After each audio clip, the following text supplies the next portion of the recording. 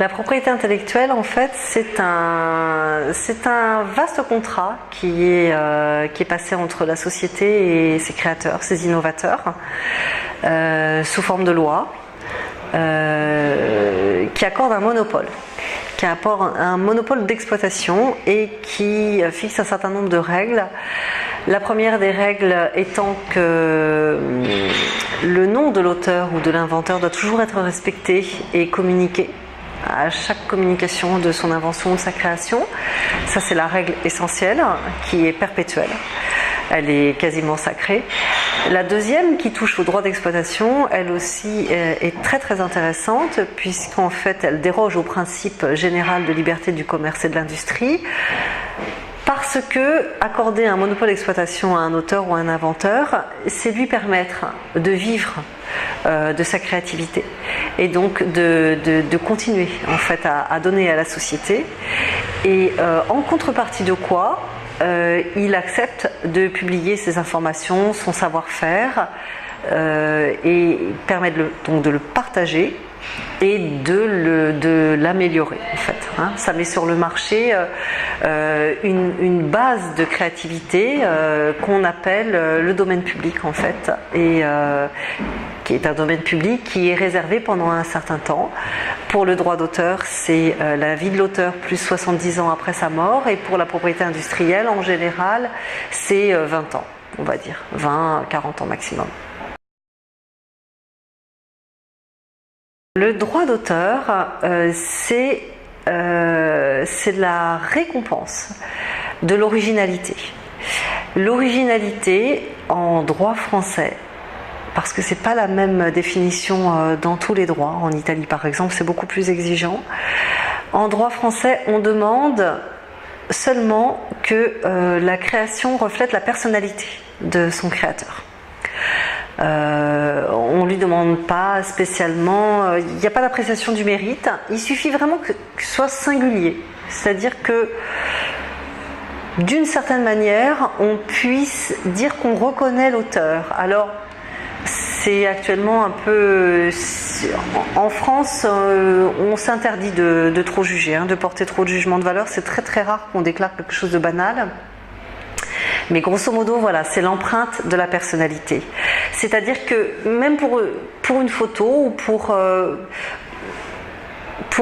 peu près n'importe quoi, c'est l'idée de dire que cette composition-là, ces choix-là, ça renvoie à la notion de choix.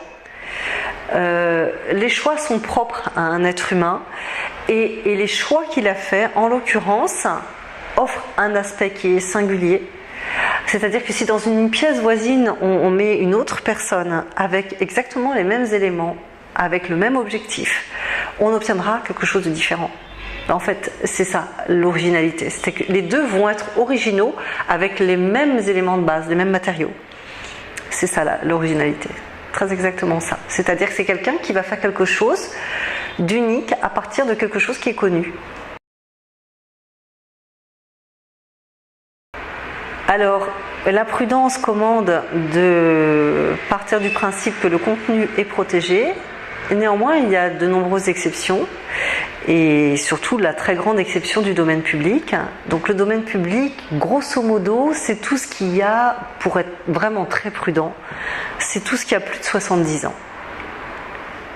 A priori, vous couvrez une grande partie des créations.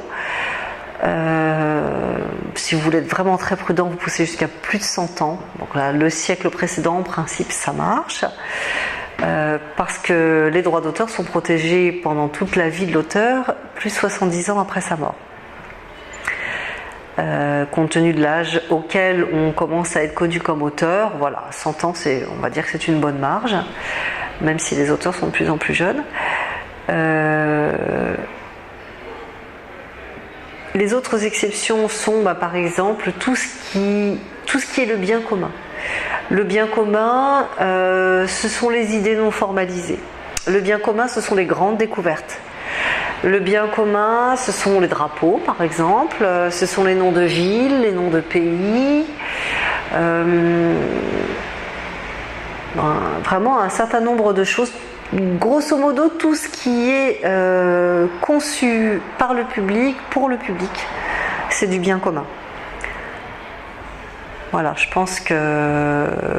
Mais la prudence commande quand même de faire attention avant de copier du contenu web. Et puis, j'ai envie de dire, venant du monde de la recherche et de l'enseignement, qu'il faut faire extrêmement attention parce qu'il arrive qu'on reproduise pour un devoir à la maison du contenu web qui provient du professeur qui va vous corriger. Et si vous avez oublié à ce moment-là de citer l'auteur et son ouvrage, c'est un gros problème de contrefaçon, parce que vraiment dans le droit d'auteur il y a deux aspects très importants. C'est la reconnaissance de l'auteur, donc si on a cité quelqu'un, on doit aller jusqu'au bout de la citation, c'est-à-dire dire qui on a cité et ce qu'on a cité. Et la deuxième chose, c'est en principe le rémunérer. Voilà, mais l'aspect le plus important étant quand même la reconnaissance. Voilà. Donc il faut faire attention avec le contenu web.